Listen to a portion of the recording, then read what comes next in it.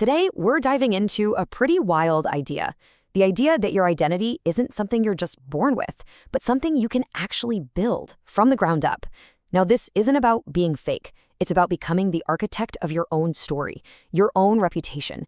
It's about taking all the raw material of who you are and consciously shaping it into something powerful. I think we've all been there, right? It's like you're handed a script by your family, your culture, society, and you're just expected to play the part. But what if that role is holding you back? What if it's too small for the person you know you could be? What happens then? Well, the core idea of this law is incredibly empowering. It basically tells you to reject those roles that society tries to force on you. It says instead, you need to forge a new identity, one that you control, one that commands attention, and one that makes you seem, well, larger than life. You stop being a character in someone else's play, and you become the writer, director, and star of your own. So, let's think about what happens if we don't do this. What's the default setting for most of us? Well, our identities just kind of happen. They're shaped by what others expect of us. And you know what that makes us? Predictable. And when you're predictable, your power is limited. You end up as a minor character in someone else's story, just speaking lines you never wrote. Now this is a huge mental shift. The idea that your personality isn't some solid, unchangeable thing you were born with. Think of yourself more like a piece of clay. You have the ability to mold and shape your public image consciously. And again, this isn't about being deceptive, it's about having agency, the choice to present the strongest, most compelling version of yourself to the world. To really see this law in action on the grandest scale imaginable, we have to talk about one of history's ultimate performers, Julius Caesar. He understood better than anyone that politics was pure theater, and that the biggest stage in the world was Rome itself. You see, Caesar figured something out really early in his career. The Roman people, they were bored. They were bored by the same old stuffy politicians. They craved spectacle, big emotions, legends. So Caesar knew he couldn't just be a good general or a smart politician. He had to be a spectacle. He had to put on a show and turn his entire life into a series of unforgettable, dramatic scenes. And his method was just brilliant. Take 65 BC. He staged these massive public games, went deep into debt to do it, but it made his name synonymous with excitement and generosity. Fast forward to the Rubicon. He didn't just march his army across a river. That's boring. No, he paused on the riverbank. He acted out this moment of agonizing indecision, building all this incredible drama, before he finally delivers that legendary line, "The die is cast." He knew that the pause is what made the decision so powerful. I mean, even his death was a performance, carefully arranging his toga and delivering one last epic line. Every single major moment of his life was a staged event, designed for maximum impact. So here's the crucial takeaway. Caesar was always his own director.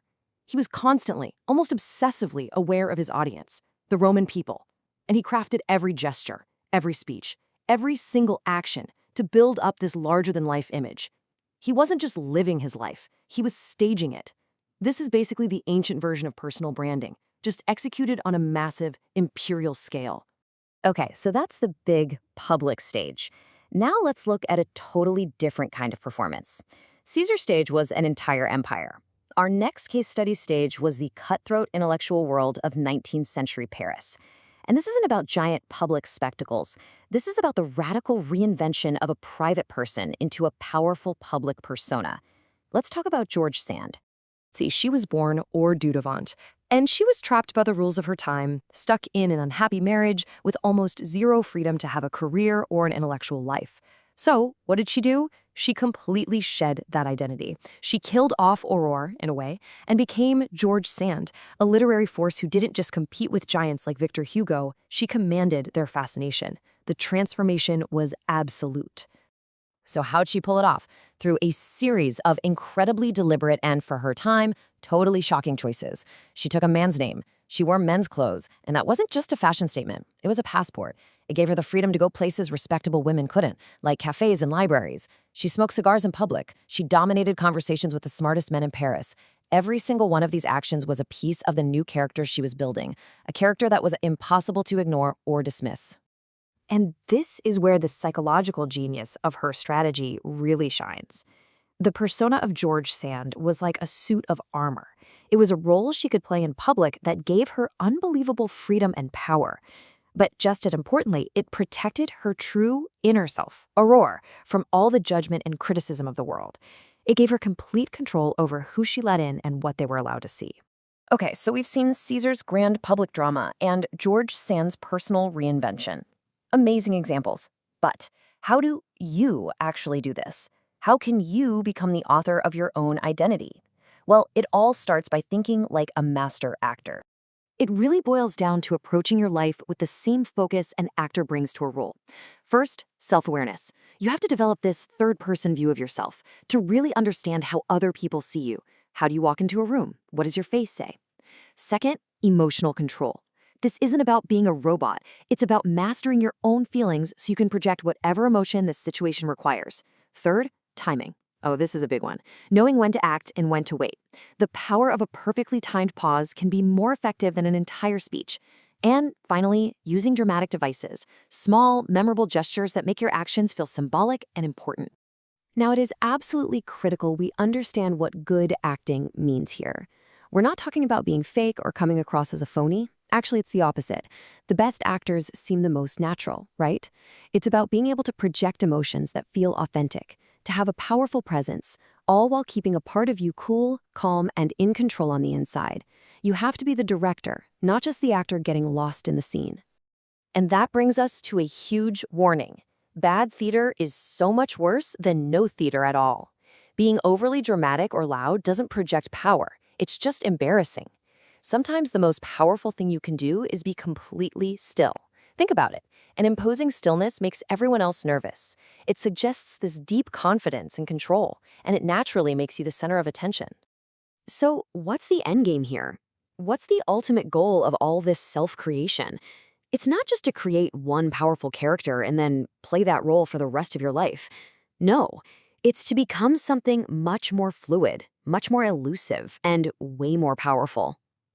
The ideal is to be protean. The word comes from Proteus, an ancient Greek sea god who could change his shape into anything he wanted to avoid being captured. A protean identity is just like that. It's fluid, it's adaptable. You don't show the same face in every situation. You change your style, your approach to fit the moment, to fit the person you're dealing with, without ever letting them see your one true form. And that's where the real strategic power lies. Because when people can't figure you out, they can't predict what you're going to do next. They can't put you in a neat little box. And that unpredictability keeps them a little bit off balance, a little bit intimidated, because we're all a bit anxious about the unknown. And in their uncertainty, you find your power. So ultimately, this law hands you the pen. It's telling you that your life isn't a path you find. It's a story you write. It's a performance you direct. The world is your stage, and your identity is not set in stone. It is a choice. So the only real question left is, what kind of masterpiece are you going to create?